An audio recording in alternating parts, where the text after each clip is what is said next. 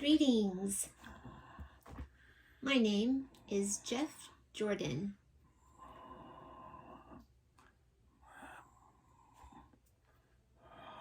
I am deaf and I use American Sign Language.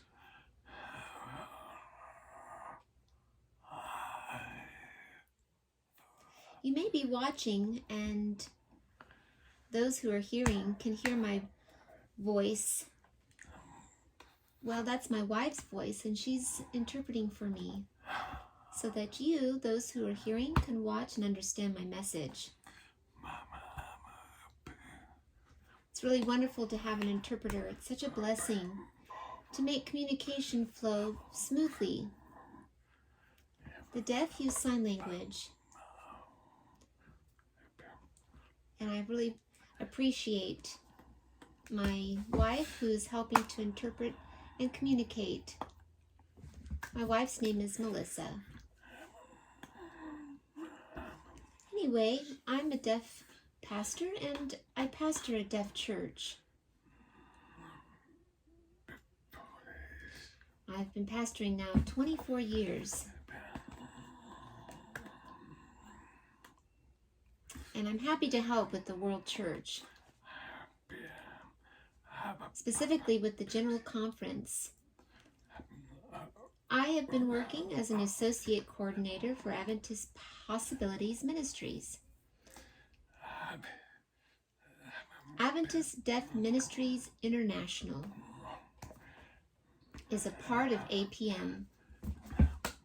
I'm an associate under Larry Evans.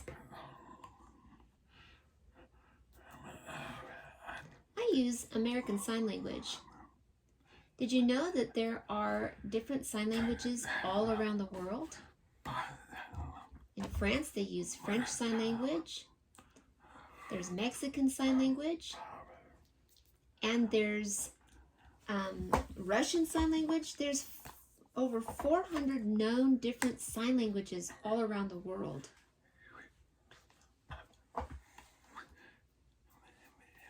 And just as there are different cultures around the world, the deaf are among their own people group, their own culture. The World Church has recognized specific people groups, and the deaf are among the last people group to be reached. And they're a challenge.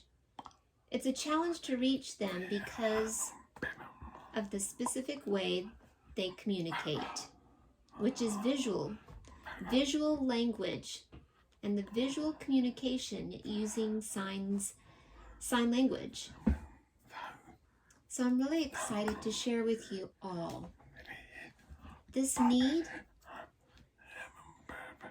and the possibilities of deaf people, and that they can be utilized to be involved with ministry all around the world.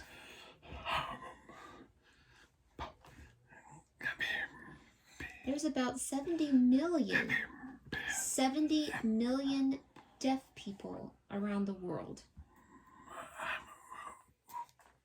Now, if we were to include those who are hard of hearing, or those who have lost their hearing later in life, including the deaf, so this would be varying hearing losses, then we're talking about 466 million deaf people worldwide. Those who have lost their hearing, later in life, so their hearing, those who are hard of hearing, they depend upon closed captions or subtitles to follow spoken language.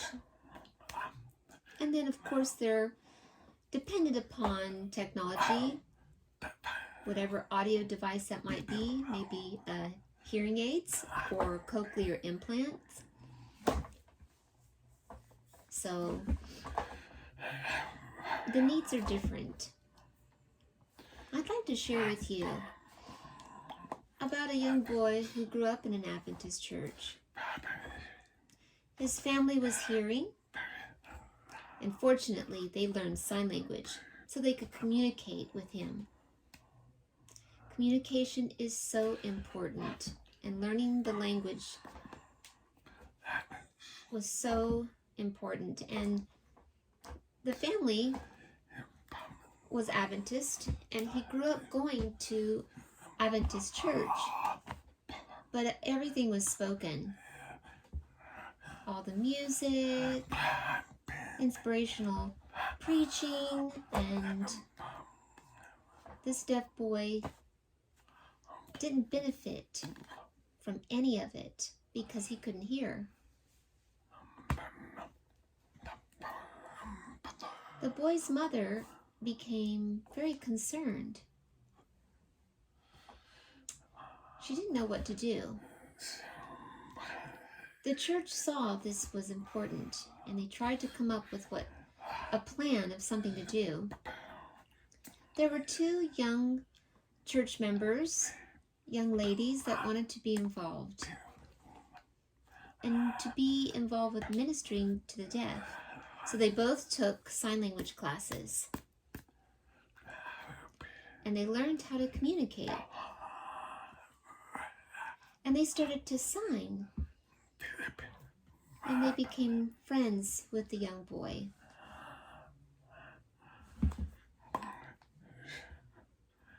The church also was fortunate that a professional interpreter lived very close to the church, and she heard about this young deaf boy, and she volunteered willingly to come every Sabbath and interpret for the young boy in church.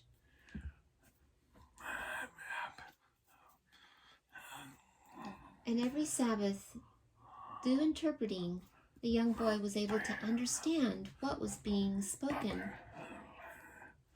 At the age of 13, he took Bible study classes for baptism, and he accepted Jesus as his Savior. He was baptized much later, 10, 15 years later. He's still in the church as a Seventh-day Adventist deaf pastor, pastoring to deaf people. He often will say, if it wasn't for the church's interest in him and providing an interpreter, he would not probably be in the church today. That's a scary thought, isn't it? You may wonder who that boy is. That young boy is myself. This is part of my testimony. I'm in the church today because of their interest in me and providing communication. Do you know there's a lot of deaf people like me in the world that are left out? And of this number of people, there is only 2% who know of Jesus and have accepted him as their Savior. What about all the rest? That's a large number of people.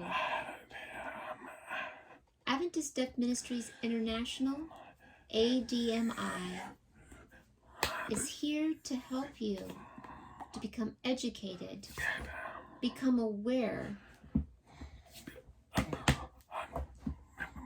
and to accept and understand deaf people. We have what's known as the 3 A's. A, to become aware. To become aware of the need that there are deaf people right in our communities, hidden but unreached. The second A is acceptance. Recognizing that deaf people have their own unique culture and accepting them. The last A is action. It means that we must take action in reaching the deaf and letting the deaf people become involved in ministering to their own people group. The 3 A's.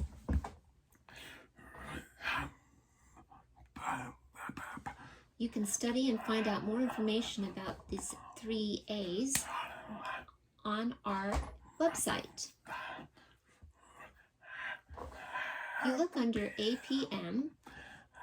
Again, that's Adventist Possibilities Ministry.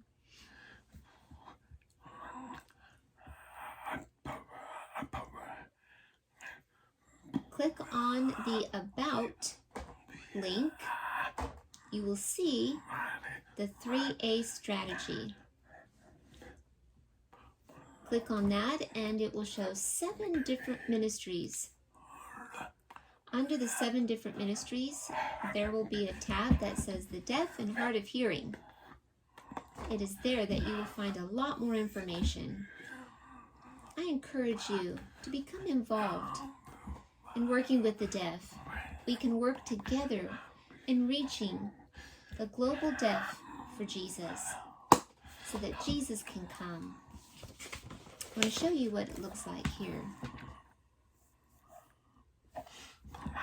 Adventist Possibility Ministries. A lot of great information in this manual. It also includes talking about the KPI, Key Performance Indicators. It means who's responsible, what are you to do. The KPI has guidelines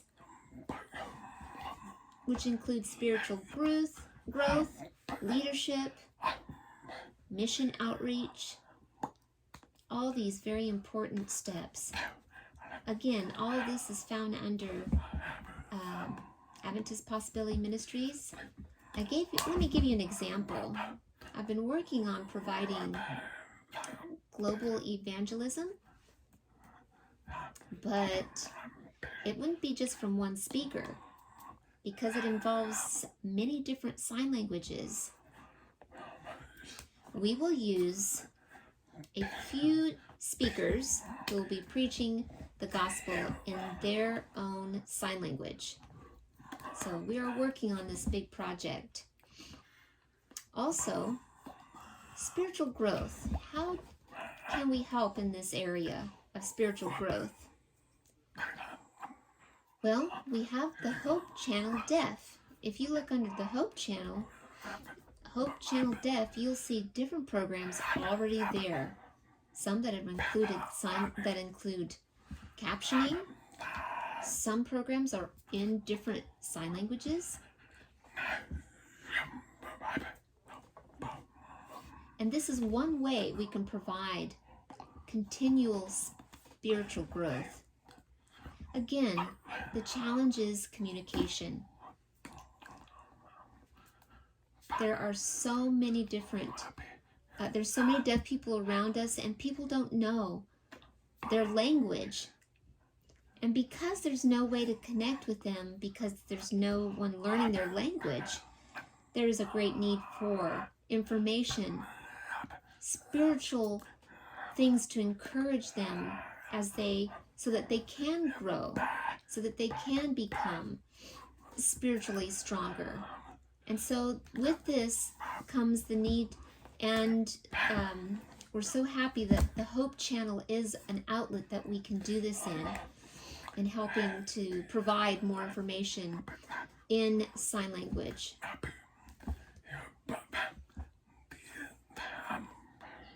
We also have a website that provides on our like a week of prayer in sign language on our Adventist Deaf Ministry International website. Reading materials need to be done in easy English, and because spoken language is not their first language, sign language is deaf people's first language, and it's not the same as spoken language, whatever their language is, like in English. they are not able to understand English because it's their second language. And they need this information communicated to them in sign language. This can be done whether they meet in a group and someone is able to lead them in a Sabbath school with sign language, but also providing programs like the 10 days of prayer and having a program, having this done in sign language. Also would like to provide leadership opportunities to teach the deaf that they can become pastors, they can become elders and deacons, treasurers, they can become greeters, they can also help with potluck. There's so many things that they can, but it's going to be based on their spiritual gift. And I encourage you to take the time to invest in the deaf in your church, in your community. Seek to help them understand their gifts, their spiritual gifts. Encourage them to want to be involved. With this, they will see that they are valued and that they belong to the church. I also want to let you know that it's wonderful that there are interpreters and providing interpreters to communicate between the deaf and hearing, especially if there was a special event that was given, whether it was a cooking class or a special meeting. Provide an interpreter so the deaf can be a part of that. And when you understand that the deaf have their own language and culture, then you would understand and see how it is important for them to have their own time together as a culture group. And because they share the same language and culture, it is with this that they then grow. It's a rich experience. So let them be themselves if they need time to be together. For example, if you had for Sabbath school time, if you have several members who are deaf, I encourage that you let them meet on their own. It's their own level of understanding, and they can use their language, they can take their time to discuss, and it's easier for them to participate. If they are with the hearing, anything that is done in that setting, they get behind very quickly. And they're not able to participate because things are spoken faster than they can actually raise their hand to try to be a part of. It goes much too fast for them to keep up. So with this understanding, it would be important to let them have their own time together and empower and train a deaf person to be a leader. So I'd like to share this verse with you. In Revelation, the first angel's message, the first angel flying in the air. Worship him. And it says, to reach the eternal, everlasting gospel to every people, language, and nations, and tribes. There are two key words that I want you to be aware of. Language, preaching the gospel to every language. It doesn't say specifically spoken language. So this would include sign language too. The gospel is to be reached even to the deaf using their language, sign language. It also says people. Again, people group, not just hearing people. This includes the deaf as well. I'm really, really excited to share all of this with you. There is hope, and deaf people need to hear, not hear with their ears, but with their eyes. This much needed message of hope. Jesus has already come to save everyone, including the deaf. they are dear people, and he treasures them, and he loves them too. I'm excited to share this with you today. Let me know how things are going. I'm excited and look forward to hearing what might come from your involvement with the deaf and hard of hearing for Jesus.